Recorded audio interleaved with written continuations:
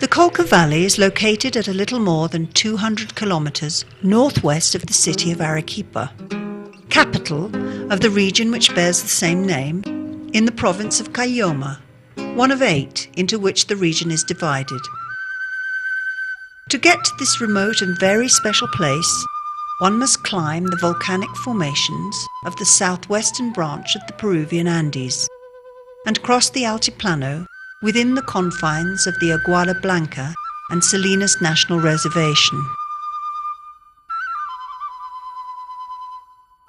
Right at the start of our journey, we sense we are entering a different kind of environment, which without doubt will leave us with a very special impression.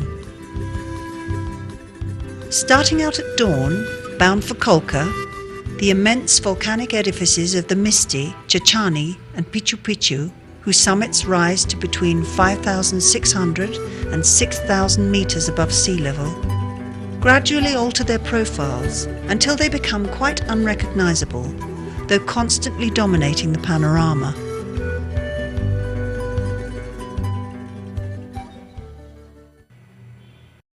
As we go on, the volcanic peaks begin to diminish in the distance, and the rugged geography gives way to a plain situated at more than 4,000 meters above the level of the ocean.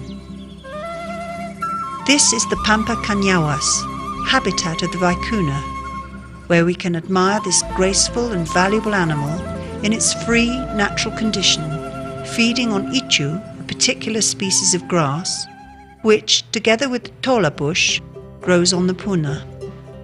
This lovely camelid possesses the world's finest animal fibre, and it is precisely for that reason that it was hunted almost to extinction in the 1960s. It is now protected by law. The vicuna and guanaco are the 2 species of South American camelids which still exist in the wild. Nearby, among the boulders, the mountain vizcachas give us a welcome. These medium-sized rodents are typical of the Peruvian Andes. After that unusual and pleasant experience, we begin to appreciate that the apparent loneliness of the Puna landscape is an illusion. In reality, it is full of life. Off to the side of the road, we will notice the little ponds which form in the highland marshes. This habitat offers us the chance to see the guayatas, Andean geese, black ibises, known locally as llanabicos, the Andean gull, several species of duck, and many other feathered friends which visit this beautiful landscape painted with the colours of heaven. We can now begin to understand the singular natural richness of these lands. Yet we should not forget that men of the southern Andes too have been living here for the past 15,000 years or so. And in this very place, in remote times, they managed to domesticate the camelids. Even today, following in the footsteps of their ancestors, the herdsmen of the high Andes raise their alpacas and llamas on the wide expanses of the Altiplano and shelter them in stone-walled corrals, thus guarding the treasure which their fibre represents. The camelids are the most important animal resource of the Andes, and we can watch them very close to the route we are taking. We will see the yareta, a particular vegetable manifestation of this high-altitude terrain. Owing to its usefulness as a fuel, it was overexploited during the 19th century to the point of near extinction. Nowadays, its large-scale extraction is prohibited. The yareta also has medicinal properties, known to and used by the local people for thousands of years.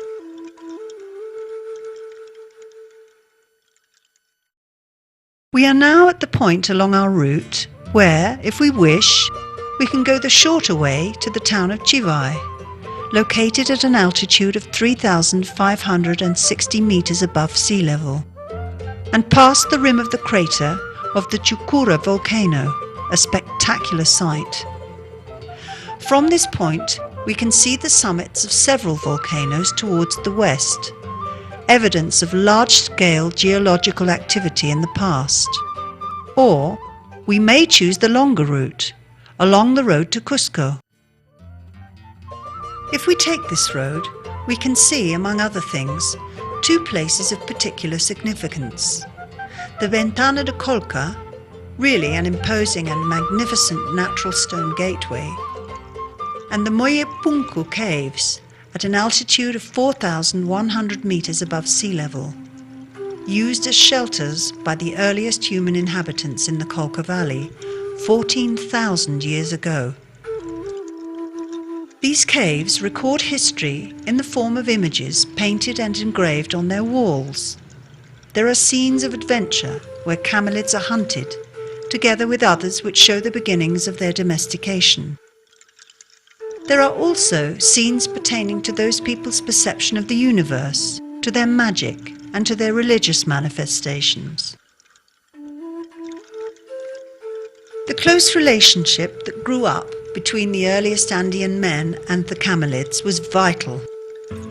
The animal's fur provided warm clothing, and their meat a wholesome food.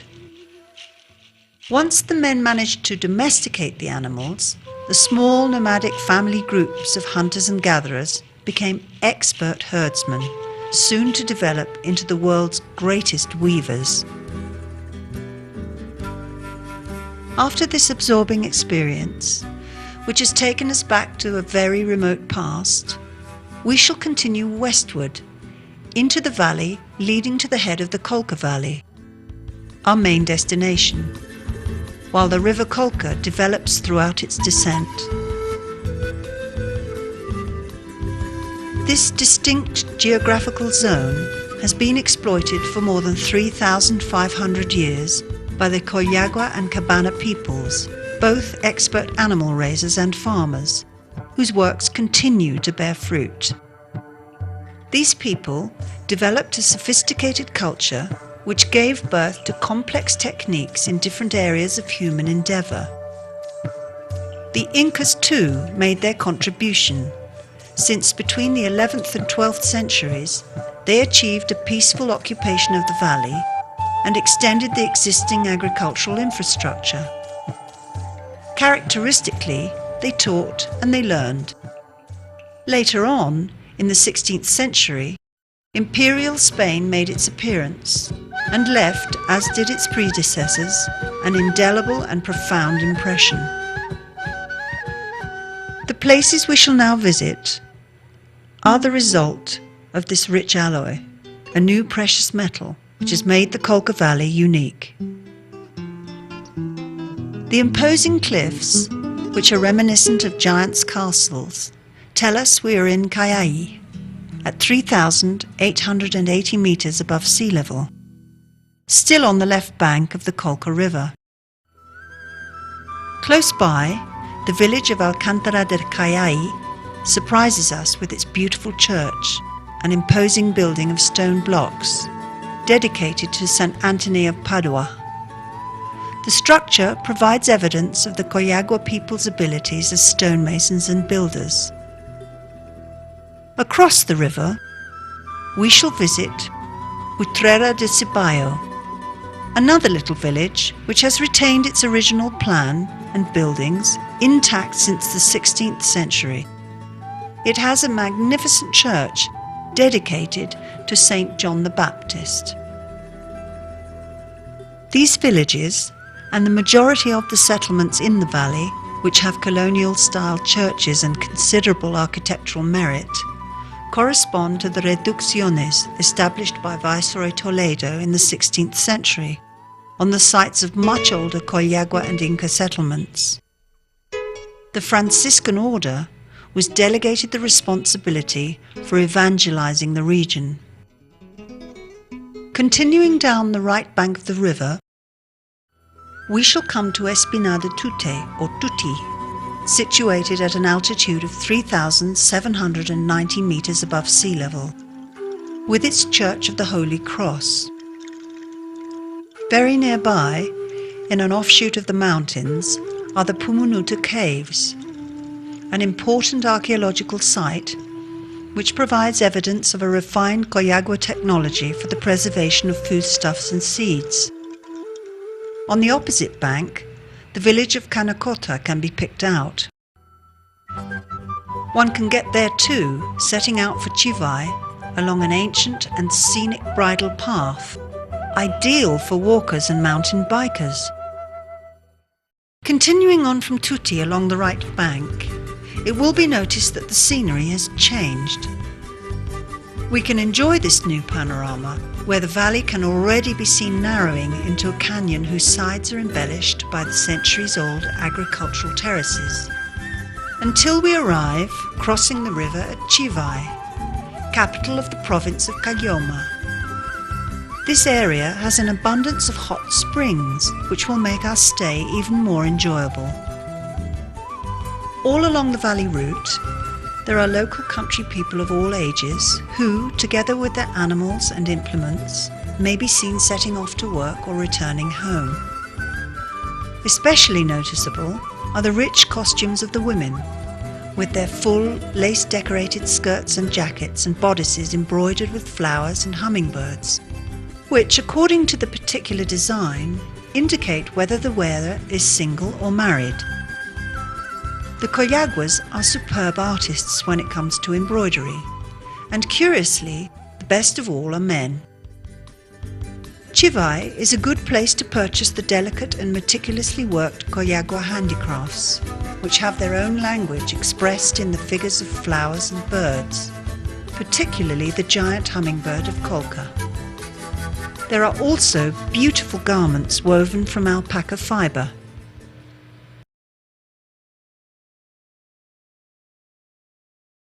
From Chivay, we can visit the Ucallacta Archaeological Complex, truly important for the quantity and quality of the monuments which it offers, and we can choose which side of the river we want to follow to continue our journey.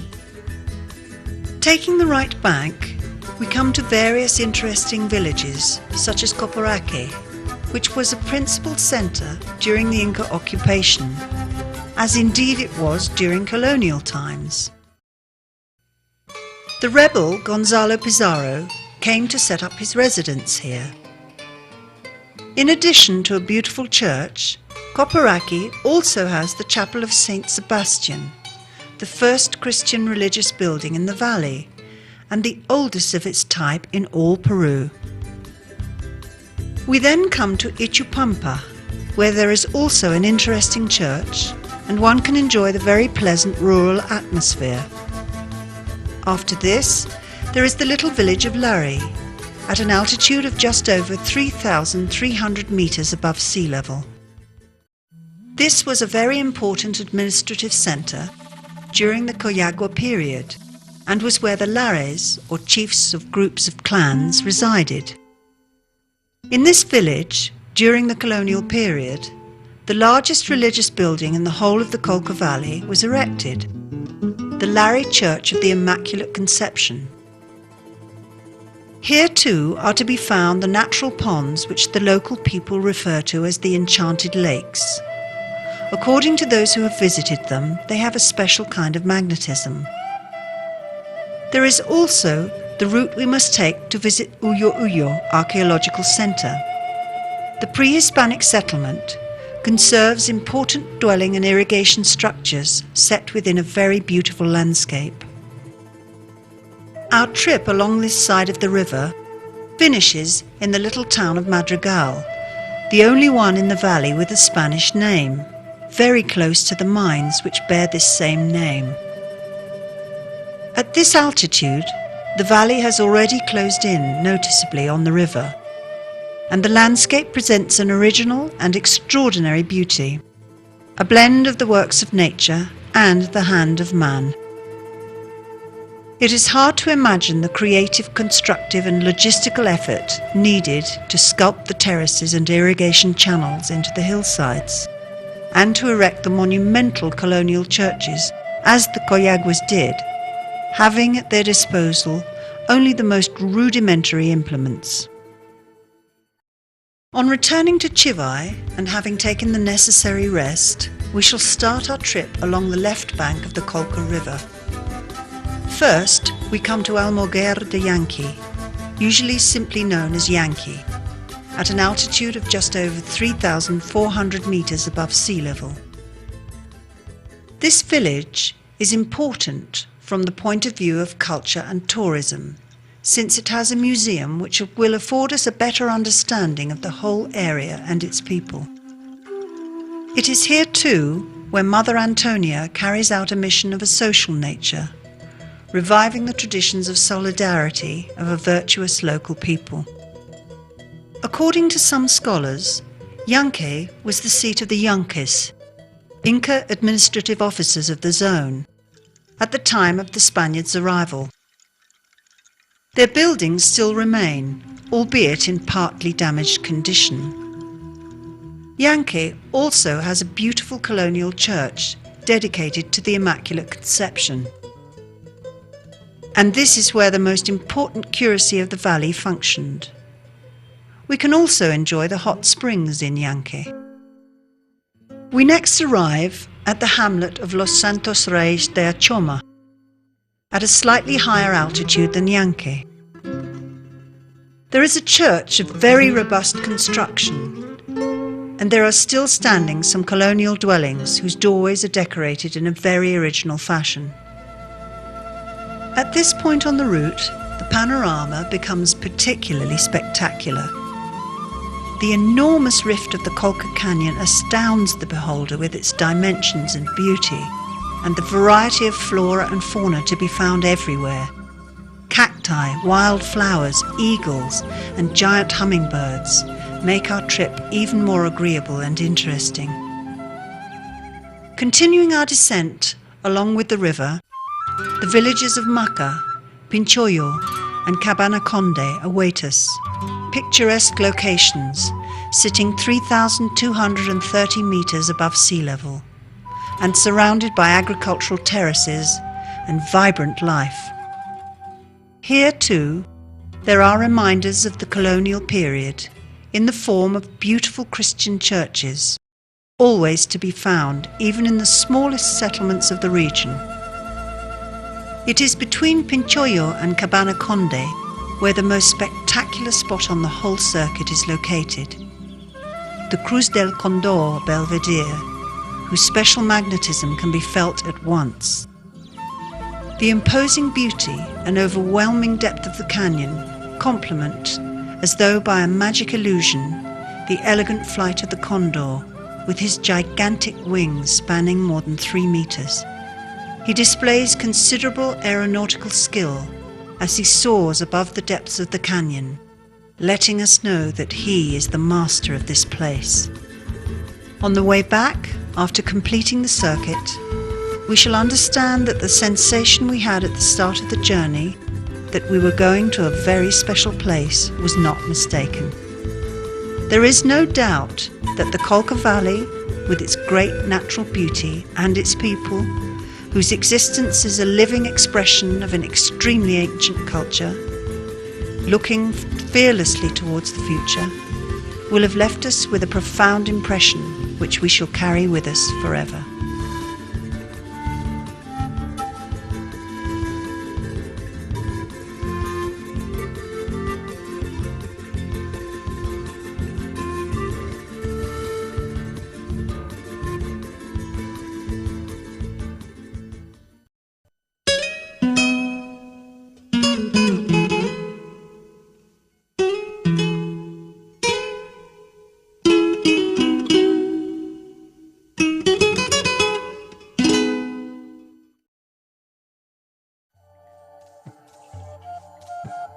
A little more than 30 kilometers northward, on a rough road from Chivai, along which the extraordinary beauty of this part of the Colca Valley can be admired, we come to the village of Ceballo at an altitude of 3,800 meters above sea level. It is the capital district of Ceballo and is built on the banks of the river Colca, close to its source. It was one of 24 Christian settlements whose establishment in the zone was ordered by Viceroy Toledo during the 16th century. plan of the village is in accordance with the Spanish-American checkerboard concept, whose origins date back to the Greco-Roman ideal town plan, and which Spain imposed as a standard layout here in Peru. Utrera de Ceballo, as it was originally called, today possesses the historically very important and unusual characteristic of having retained its original plan after more than 4 centuries. Its 36 blocks, formed by straight streets laid out with a line, its houses, its large central square, and its very beautiful church of unique design, seem to be telling us that time has stood still in Ceballo. Ceballo has always been inhabited by the Coyaguas and has known times of relative prosperity during the boom periods of the mining industry, because it was located close to the routes used by muleteers, which later would become carriageways. Today, however, owing to a new route taken by the highway, part of the village's population has had to move away. The villagers who still remain in Ceballo are engaged in subsistence agriculture and raising camelids. They still live in those centuries-old dwellings with gabled roofs thatched with ichu, a local grass, and double walls constructed from river stones, bonded with mud and straw. These give the village the same brown and grey tones as the surrounding landscape of large, steep, craggy hills, providing the beholder with a pleasant impression of a natural camouflage.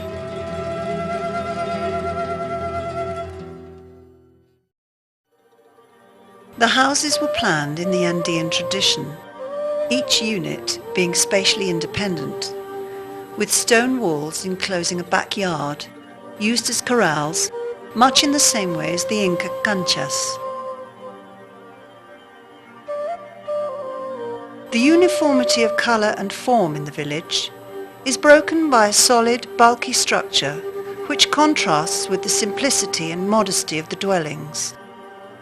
It is Ceballo's Church of St. John the Baptist, one of many architectural works in the region to result from the evangelizing campaign of the Franciscans and the building talents of the Coyaguas.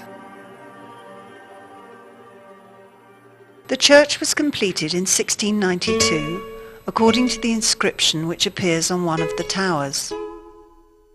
It is a robust but beautiful structure built from blocks of volcanic stone, and it has attributes which make it a truly important example of Peruvian religious architecture in the era of the viceroys. The original facade has a double-arched porch, the oldest example of this original style of entrance. One can see the mestizo decoration, which later was to adorn the doorways of religious and secular buildings in Arequipa.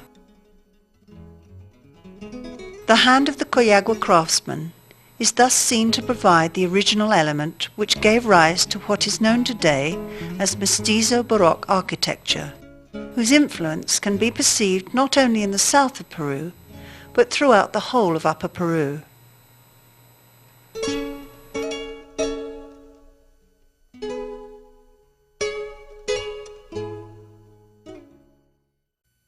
All this highlights the predominance of the Catholic Church during the colonial period. Notwithstanding, it is the humble villagers who have overcome time, and who, with their cultural legacy and benign stubbornness, have guaranteed the future of their beloved village, Ceballo.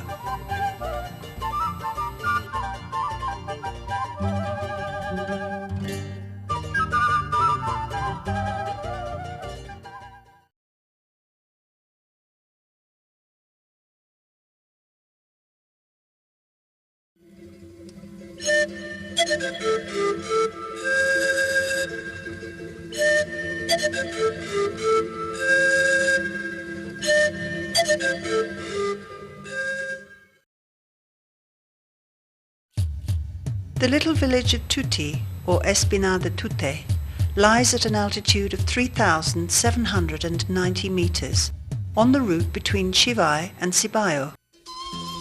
There's a church a square, and a group of mud and stone dwellings arranged on an Hispanic grid plan. Very close by, on a mountainous outcrop which shelters the village, but at heights where the Condor soars, the Pumunuta caves are to be found. In order to reach the caves, one must climb an old path which edges its way along the cliffs and rises over the peaks to provide a link between several mountain settlements. The ancient Coyaguas, experts in the use of the assets provided by nature, exploited the low temperatures of these caves, which were constantly thrashed by cold winds, by turning them into strategic preserving facilities for both foodstuffs and seeds. The difficulties presented by the irregular contours of their floors were overcome by creating special interior platforms interconnected by means of steps. The retaining walls for the platforms and the steps were built from locally found stone. Both caves, whose entrances are protected by carefully constructed double stone walls with a small entrance aperture, are really ancient versions of what nowadays might be modern refrigerated granaries, indeed the product of an ingenious and astonishing people. The complexity of this technology of preservation will be realized when the variation in size of the storage vessels is taken into account. These vessels, of cylindrical form, were made from mud and straw and were placed on the artificial platforms inside the caves. Undoubtedly, each product to be preserved required a specific set of conditions, which the Coyaguas had worked out over time. Today, this technique would make it possible to save a considerable amount of energy in the preservation of foodstuffs. This discovery helps us to understand the prudent nature of the Coyagua people and to appreciate the complexity of the logistics setup they managed to develop. Evidence found indicates that these preservation facilities were used for the storage of corn, maize, potatoes, hoja, olyuca, and other foods, as well as different types of seeds. In addition to low temperatures, the local grass known as ichu and the herb muña were used, their preservative properties being well known to the Coyaguas. The cooling effect of the winds around these caves had to be graduated. This was achieved by altering the height of the stone walls at the entrances, according to the season of the year or any brusque changes in the weather. The ability to preserve foodstuffs and seeds allowed the Coyaguas, among other things, to develop very complex genetic management techniques, which is why they possessed especially resistant varieties of corn and potatoes. This gave them the power to avoid waging war through strategic alliances forged by exchanging technology with other groups, as for example the Incas between the 11th and 12th centuries AD, with whom they shared the administration of the valley. It was the Incas who named the valley Colca. In their language, Quechua, this means storage place.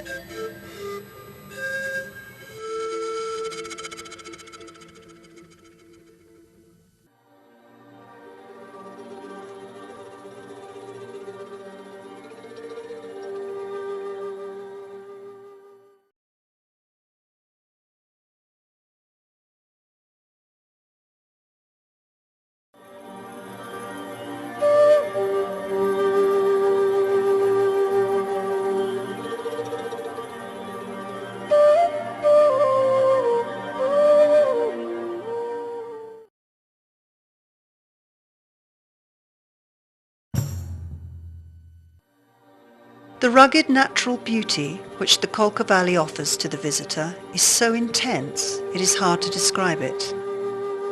It is further enriched by the works of man and displays a variety of different hues as the crops grow and ripen during the course of the year. While visiting the present-day settlements, one has no difficulty in seeing the marks left by successive cultures down the millennia. Such is the case of Coporake, an important and ancient village located on the right bank of the Colca River at an altitude of 3,575 meters above sea level, where the old dwellings exemplify the humble native and mestizo stone architecture. This provides a contrast with the beautiful and imposing structure of the Church of St. James the Apostle, erected by the Franciscan order in the 16th century. To the southwest side of the atrium is a little chapel built of stone, the Chapel of Saint Sebastien. This small and unpretentious structure is where the Franciscan missionaries celebrated the first masses in the valley. The entrance is pleasantly proportioned with clear Renaissance overtones. At each side, it has fluted columns with Ionic capitals set on straight podiums with short cornices and rosettes. The entablature is of simple design, with a cherub in the centre and expanding volutes on the lateral corbels. All this is crowned with a triangular pediment with a small central window in the form of a Roman arch. The same formal criterion was applied to the design of the main church, where the same elements are tastefully repeated. The elegance and simplicity of the design of the entrance speak eloquently of the builder's sense of aesthetics. The design is Franciscan and the construction Coyagua. The church is very probably the oldest of its type in Peru. Once the main church was completed, this beautiful little chapel necessarily lost some of its importance, except on the occasion of certain Christian feasts adopted by the populace. Although of modest dimensions, today it displays its considerable aesthetic worth, set off against the horizontal lines of the old patio, in whose centre stands a cross on a pedestal. Together, these represent the missionary work of the Franciscan monks.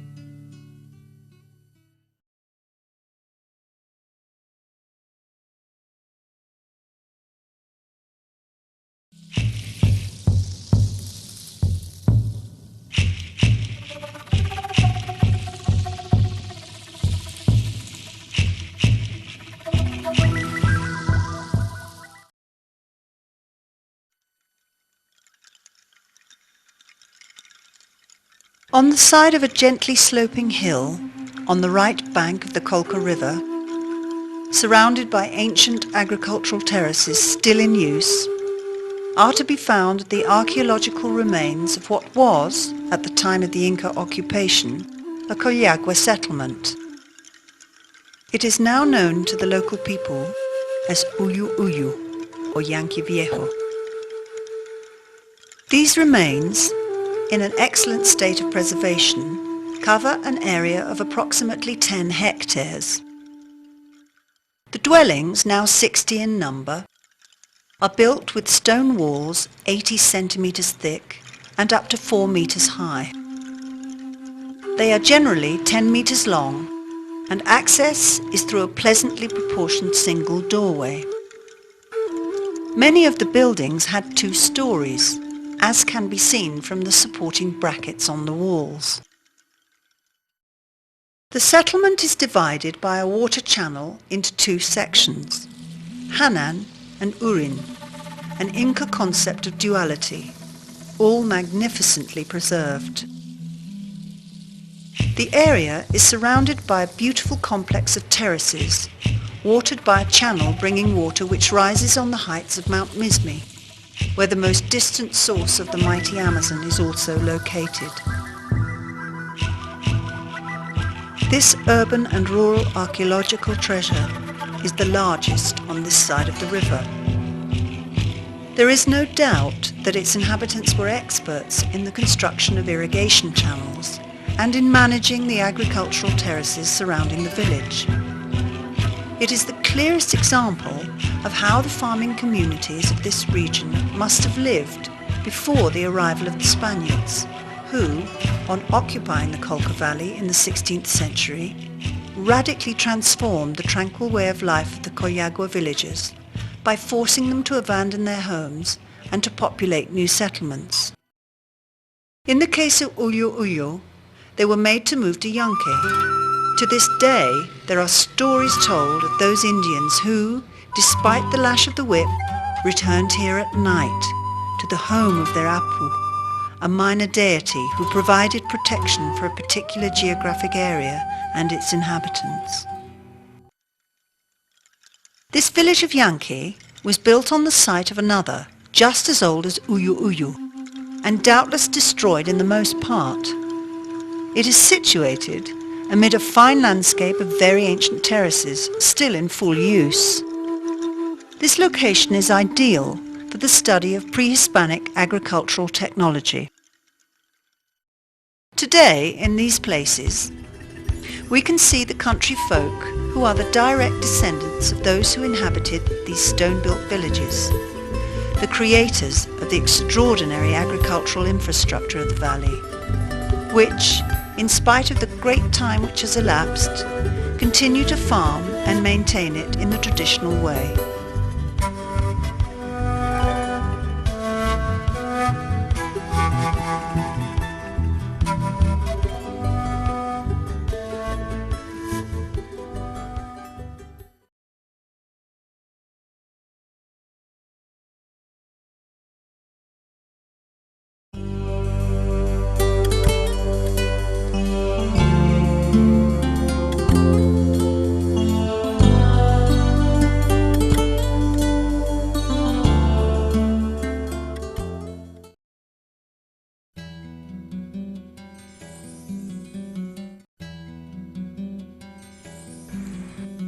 In the locality of Larry, at some 35 minutes from the village, and half hidden among the ancient agricultural terraces, there are natural ponds, which, on account of their colouring and the properties attributed to them by the local people, have long been known as the Enchanted Lakes of Larry. Their unusual beauty can be appreciated from a viewing spot at Antahulke, on the valley's tourist circuit. Starting from the village of Larry, it is easy to reach this unique ecosystem on foot and enjoy a walk along the banks of the ponds. Another pleasant way to get there is on horseback. However the visitor arrives, he will experience a completely new sensation. For the local people, and indeed some tourists, affirm that these lovely bodies of water have special properties. They say that at their banks one can draw on a large source of energy. According to those who have experienced it, it functions as a centre of magnetism, like Sacsayhuaman, Morai, and other places in the Andes. Such is their conviction that people visit the site to perform the ritual of paying the earth. This is a particularly important ceremony in the context of the Coyagua concept of existence. The ponds are formed from snowmelt water coming down from the peaks of the Chila mountain chain, which is also where the Amazon rises. The water permeates through a complex subterranean system to emerge finally at this beautiful spot. The peculiar enchantment of the natural surroundings with reeds and rushes and different species of migrant and local birds which rest by the waters produces within us an incomparable sensation of peace and well-being.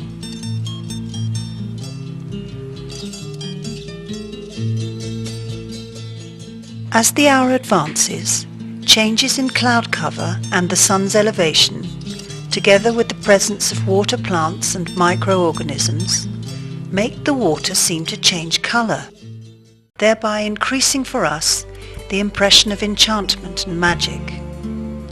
If to that we add the historic and cultural value of the surrounding agricultural terraces and irrigation channels, we might perhaps better understand and appreciate the people who have been able to preserve these treasures.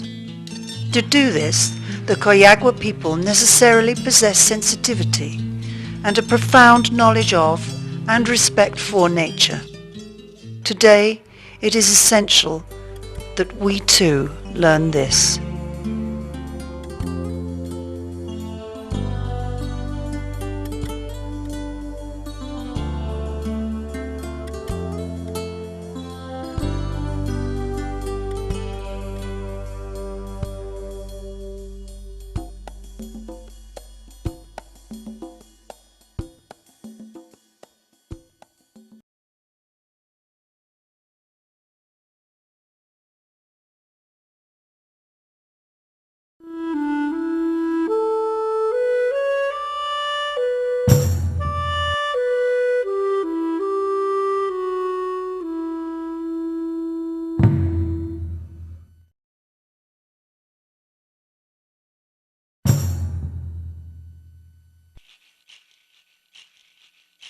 One of the most important archaeological sites in the Colca Valley is the pre-Hispanic architectural complex known today as Uszkayakta. It is spread over the side of a large conical elevation and is very close to an ancient irrigation channel which still functions. Here, one comes to appreciate more than in any other place the building capabilities of the men in this region. The most important part of this complex comprises the dwellings, distributed over approximately 80 hectares amongst agricultural terraces which are still in use.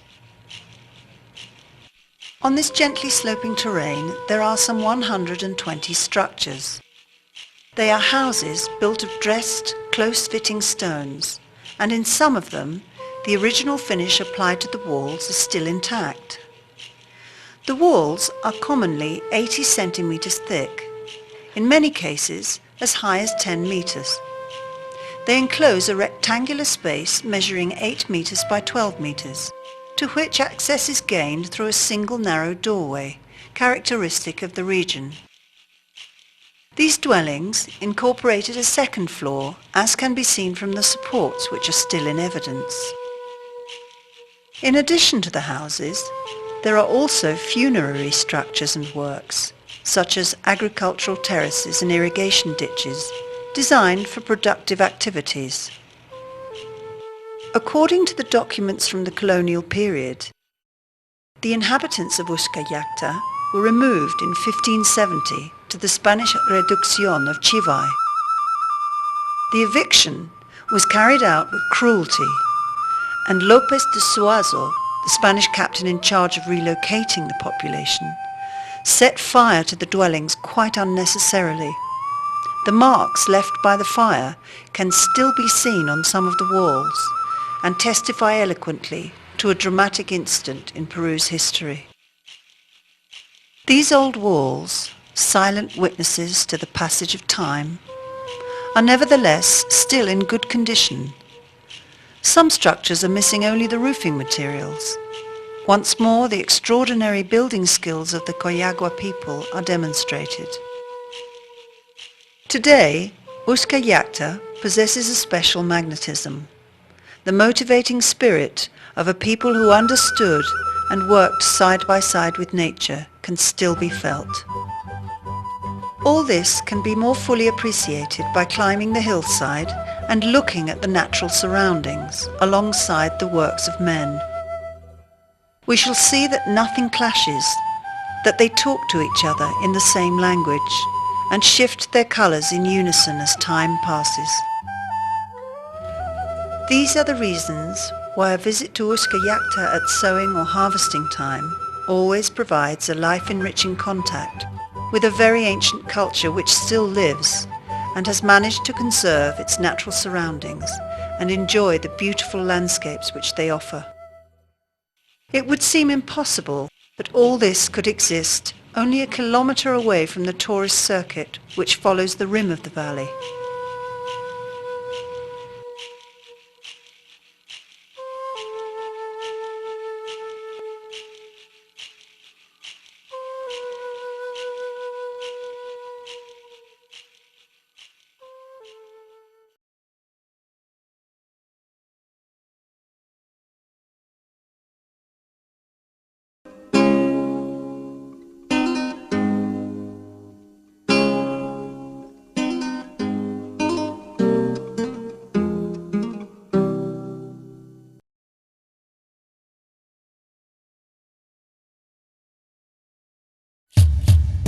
Yankee, a meeting place for the people of the southern Andes, a centuries-old Coyagua settlement, an Inca administrative center, and finally, the capital of the Spanish corregimiento during colonial times.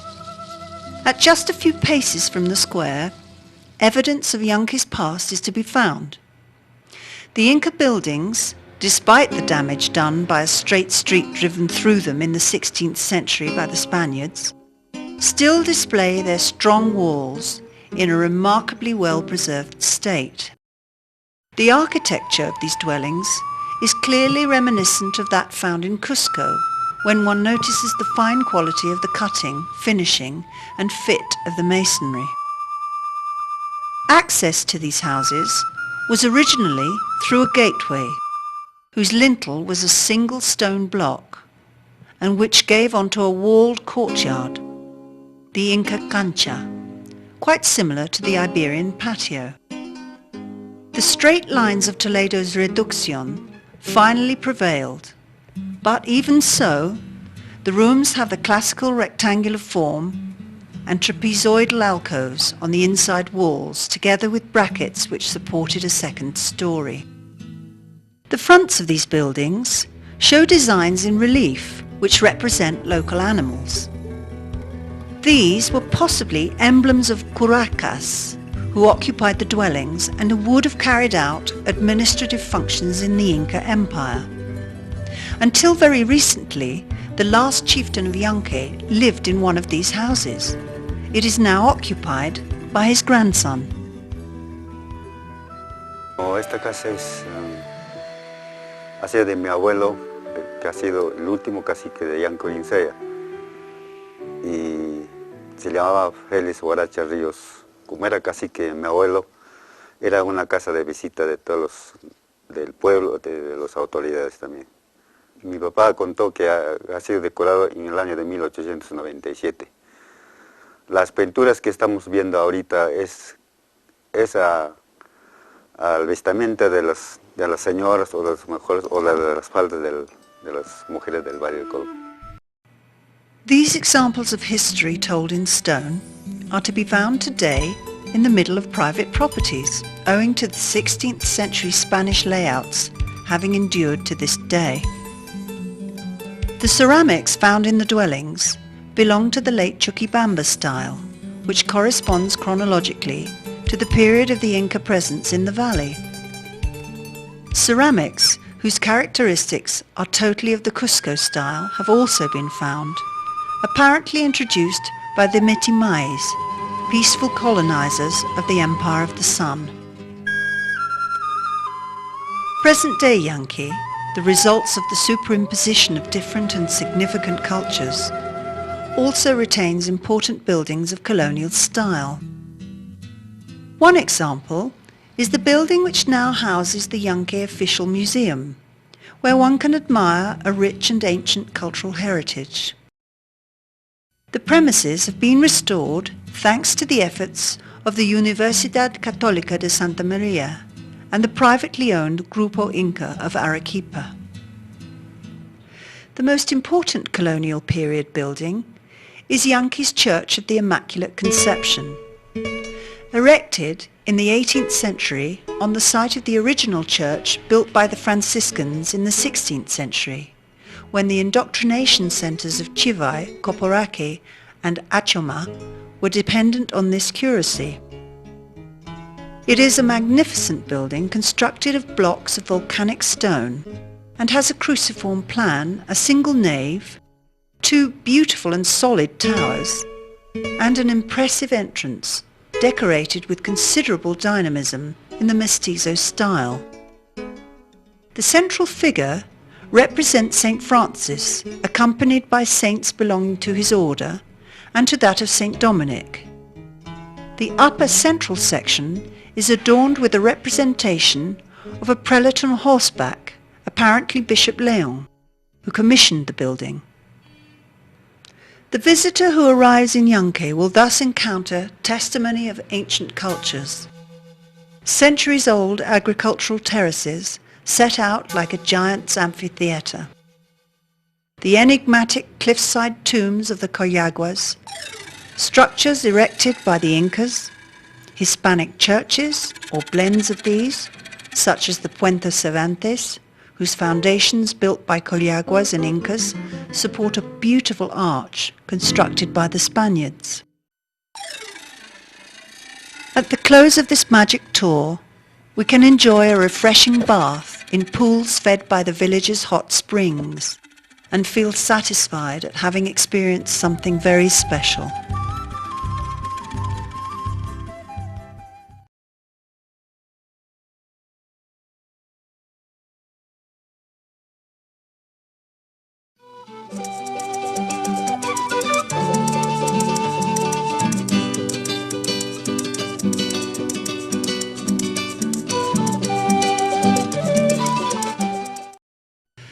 There exist people whose actions evince great intensity and devotion. Their works leave their mark and become fine examples to be followed by those around them. There is no doubt that one of these special and indispensable people is Mother Antonia Kaiser, who lives and works in the village of Yanque in the Colca Valley. Every day at sunrise, men and women of all ages arrive in the patio of the church in Yanque, carrying bundles of firewood for use in the kitchen. They share the breakfast which Mother Antonia and her helpers have prepared in large cooking pots, enough to feed the entire population. After this authentic communion, they will leave to perform the hard but gratifying tasks involved in their work on the land. In the Andean village of Yanque, steeped in history and enchantment, yet also a witness to the hard struggle for survival, this lady from the Bronx in New York, grey-haired, of benign and ancient countenance weathered by the wind, cold and sun, has been contributing her invaluable labour in support of the villagers for the past 32 years. She has improved their health, social organisation and educational facilities. At the same time, her tough hands reveal that she is also of rural vocation, as, together with Sister Joan, she grows food crops on a piece of land they have next to the church. Among the many fruits of her devoted labours is the library, a really important asset. The children spend a lot of time there, eager to learn, and realizing that only through education will they enjoy a better future. During our visit to the village of Yanque, Mother Antonia told us the following. Llegué aquí en I came here 1971 in 1971 vine para to work with trabajar Father con el Agwin's equipo team, que which was tenía Padre operating Pablo here at Aguen, that time. que trabajaba Father aquí en Agwin ese is tiempo. dead now, but we are continuing Ya the work se ha which he muerto él, started. pero seguimos todavía el trabajo que él había comenzado. La bondad, The la goodness, acogida, welcome, generosidad, generosity and affection of the people. en general de la gente, el cariño, el trabajo The es work más is mostly en la pastoral. cuestión de pastoral. We have started Hemos comenzado, evangelizing, claro, con, strengthening the faith, because the evangelizando, people here really do have profundizando la faith. fe de la gente porque en verdad tiene fe. En el año In 1983, 1983 there was a había severe una drought sequía grande throughout the province, aquí en toda la and provincia. everywhere the harvests were 5% to En todos 10% los of the pueblos normal ya había level. como 5 o 10% That was when de we la decided to cosecha start a nomás que había program for providing food, conseguido. not raw food, but Entonces ya cooked, con in the eso form of a breakfast. Hemos The people decidido go early comenzar to the un fields, programa the de children dar to school. alimentos, pero no Thus there is no crudo, chance to feed them no en during the crudo, day. así en cocido ya So if como we un give them some desayuno, soup and bread porque in the la gente morning, they can get through temprano en that la day. mañana va a la chacra, los chicos a la escuela, entonces no hay como durante el día. Pero si les damos ya su sopita grande en la mañana con su pancito, ya pueden aguantar el día. Hemos construido aquí We en have el built the patio. library here in the patio. Los chicos vienen The mayormente después de youngsters clases usually come in the en la afternoon tarde when school is para over to do their homework hacer or sus read, tareas, leer, or sometimes to play games and hacer so on. a veces juegos, They get used to the cosas idea of the así. library being principally Para a place where they acostumbrarse. can La cosa learn what they are principal de studying la at school. biblioteca es para que bueno, aprenden lo que están estudiando en la escuela o colegio. Va a ser un horno A large oven was grande, ¿no? installed Como in para order to hacer bake pan the para bread el for desayuno, breakfast. porque Bread tuvimos always que used to be comprar siempre purchased de in Chivay. Chivay, but now we make our own hemos here, hecho aquí with y the wheat hacemos we've con nuestro grown. propio trigo que sembramos. This is just one of the Y things we are esta es una de doing, las cosas but in order to importantes, do it, importance es must be el given to the trabajo de working las of the chacras, fields. porque The tenemos church el has its su agricultural sector plots, aquí alrededor and we de la sow what we iglesia, need in order pero to eat and distribute sembramos to the people. lo que necesitamos para comer y para dar a la gente para comer. La iglesia es todos. The church No means todo el everyone. mundo somos All of us iglesia. are the church. Y templo ya es el The edificio. temple is a building, Y para el and we do edificio, what we bueno, can for it. tratamos de But our hacer lo duty posible. is not only No, to Yankees no es Temple, nuestro deber rather we have sacristán to y do todo esto. everything we can for the Pero spiritual para la needs of the iglesia de people. Yankee This es is para our hacer duty. todo lo que necesita espiritualmente y especialmente, claro, porque este es nuestro rol. Entrenando a catequistas Training es the una cosa catechists grande is very de la cosa, important, porque ellos son because los these que are the tienen que people who seguir must continue el the trabajo work when we are cuando gone. ya no existimos. Father Pablo Aguant Esta era una cosa insisted que el that the padre Pablo, catechists should be cuando comenzó trained, la obra, that this insistió was en very necessary. formar catequistas porque es muy necesario. Bueno, los niños tratan de aprovechar The de children sus try to clases, make the ¿no? most of their Van, classes. estudian bien. They go to y school como and study hard. se ve después, Then ya they que come vienen here aquí to look para for things to buscar help in their cosas homework. para sus They want tareas, to improve quieren themselves. aprovechar. They are good kids, Son and they buenos, respect son their parents and respetuosos school de sus teachers. papás y de los profesores también. No son malcriados, digamos. On leaving Yankee, we fully understand why the writer Mario Vargas Llosa, in his article The Valley of Wonders, had referred to Mother Antonia Kaiser as the other wonder of Colca.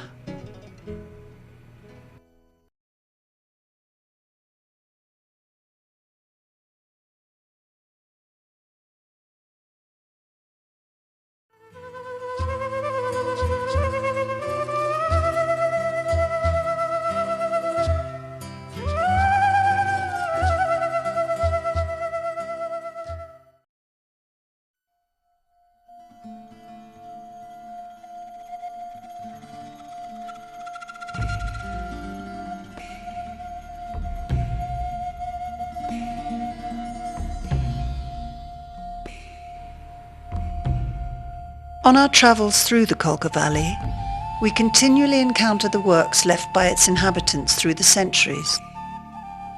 Many of them are still in use today, such as the age-old agricultural terraces, sculpted out of the hillsides along the valley, competing in permanence and beauty with the creative works of nature amidst this landscape of mountainous terrain with its gigantic peaks and dizzying abysses. The Colca Canyon, whose overwhelming depth can be appreciated from the Cruz del Condor Belvedere, brings it home to us just how insignificant we are compared with the immense scale of nature's geological works and the marvels of the creatures which inhabit them. The Andean condor, lord and master of the cliffs and peaks, and king of the skies with his wingspan of close to 4 meters, shows off his skills and makes us feel something more than mere astonishment. The condor, whose habitat is the highlands, occasionally makes the descent to the coast. In times past, the condor could be found throughout South America, which is why its beautiful and striking image was the symbol of many South American cultures and nations. Today, however, owing to human ineptitude, it is extremely scarce. It is indeed a privilege to be able, from this magical spot, to watch it glide gracefully above the immense depths of the canyon. The older people among the Collaguas relate that the crags at the place we now call Cruz del Condor Belvedere is where their ancestors would go when they felt the need to rid themselves of a heavy heart and tribulations. They would invoke the assistance of the condor in a magical ritual, And the winged Lord of the Winds would take the afflicted spirit up to the top of the mountains and would show it not to be afraid of looking down into the depths from the great height. In other words, to fear neither life nor death.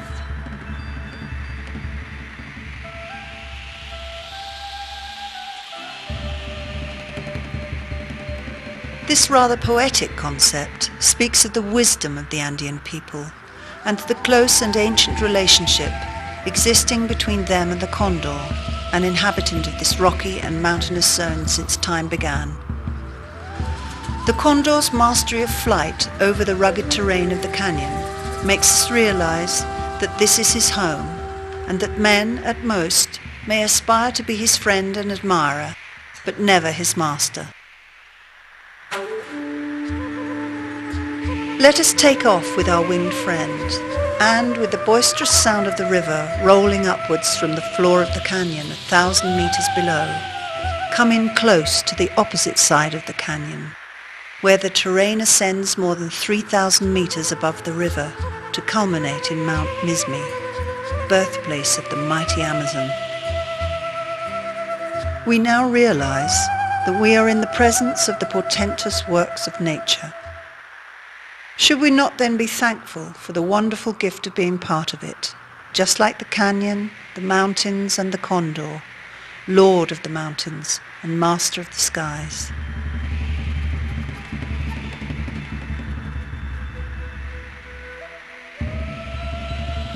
Our responsibility is to make sure he continues to reign in peace in his kingdom.